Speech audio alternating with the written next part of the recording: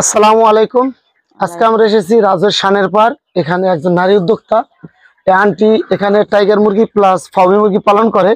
তো সে জানে না আসলে সঠিকভাবে মুরগির পরিচর্যা। তার এই ঘরের মধ্যে সে এমন ভাবে মুরগি রাখছে যে ভিতরে অ্যামোনিয়া গ্যাস হয়ে গেছে। ঠিক আছে, সে আমার কাছ থেকে আরো প্রায় 1.5 মাস আগে জিরো বাচ্চা নিয়েছিল কিছু।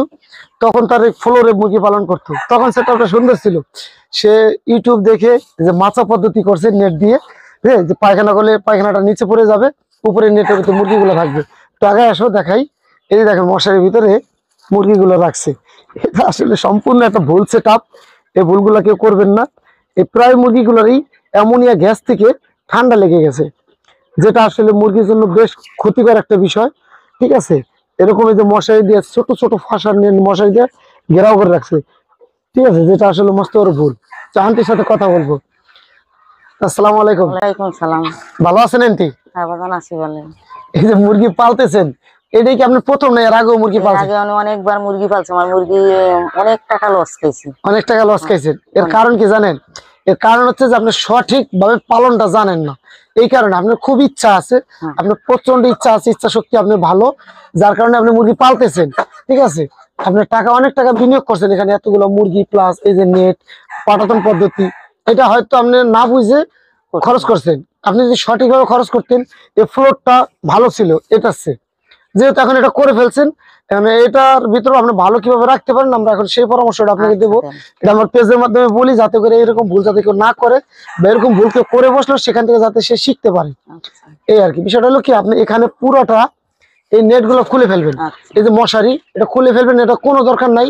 আপনার ঘরের ওই মাথা থেকে এই মাথা পর্যন্ত পুরোটা আপনার বড় ফাঁসার যে আরএফএল নেট আছে, ওই নেট দিয়ে বেড়া দিবেন। মাঝখানে একটা বড় দরজা রাখবেন যাতে করে আপনি ঢুকতে পারেন, বেরোতে পারেন। আর এটার মধ্যে টাইগার প্লাস ফার্মি আছে, তো দুইটা জাত একসাথে পালা যায় না।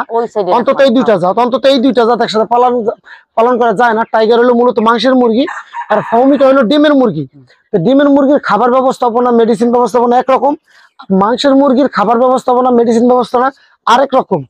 ঠিক আছে, তো আপনি টাইগার গুলোর এখান থেকে আলাদা করবেন, নতুবা ফার্মি গুলো আলাদা করবেন। যেহেতু আপনার টাইগার গুলো মাংসের উপযোগী হয়ে গেছে, টাইগার গুলো বিক্রি করে দিবেন। এরপর আপনি এখানে এই যে নেটের ব্যবস্থাটা করবেন, এটা একবার চাল পর্যন্ত দিয়ে দিবেন। তাহলে এটার মধ্যে আপনি যখন ঢুকবেন, আপনি সোজা হয়ে দাঁড়াতে পারবেন। আর একটা জিনিস ভালো করছেন যে নিচে যে চট দিয়ে রাখছেন, আপনি 1-2 দিন পর পর এটা পরিষ্কার করে দিলেন, মানে মুরগি পায়খানাটা। এটা মাশাআল্লাহ ভালো, সমস্যা নেই। তবে এটা না দিলেও আপনি ফ্লোরে আরো ভালো পালতে পারতেন। এখন এটা দিচ্ছেন, আপনি এভাবে পালেন, এটাও পালন করা যাবে। তবে এখানে আপনার এই মাথা থেকে মাথা নেট দিয়ে এখানে একটা দরজা রাখবেন, তাহলে আপনি দেখবেন মুরগিগুলো ভালো, গ্যাস জমবে না। গ্যাস জমলেই ওদের অ্যামোনিয়া হবে। যে অনেকগুলো বাচ্চা চোখ ফুলে গেছে, এটা ফুলছে কিন্তু গ্যাস থেকে, অ্যামোনিয়া গ্যাস থেকে এই চোখটা ফুলছে। আর যদি সম্ভব হয়, আপনার ঘরের তো এই 3 সাইডই বন্ধ, খালি একটা সাইডে একটু খোলা আছে, যদি কোনো একটা সাইড দিয়ে খোলা যায় বাতাস ঢোকার জন্য, তবে আরো ভালো হবে।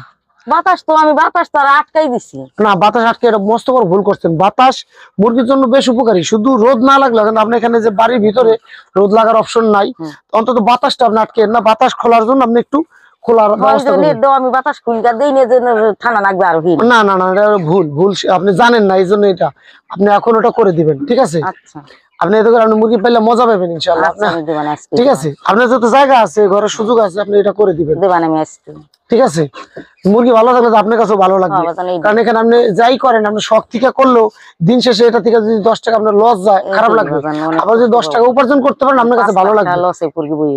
ইন্নালিল্লাহ, 5 লাখ টাকা লস খেয়েছেন, এটা কিন্তু সম্পূর্ণ আপনার না বোঝার কারণে। মুরগি আসলে 500 মুরগিতে ডিম পারতো, আমি 3 তলায় দিছিলাম।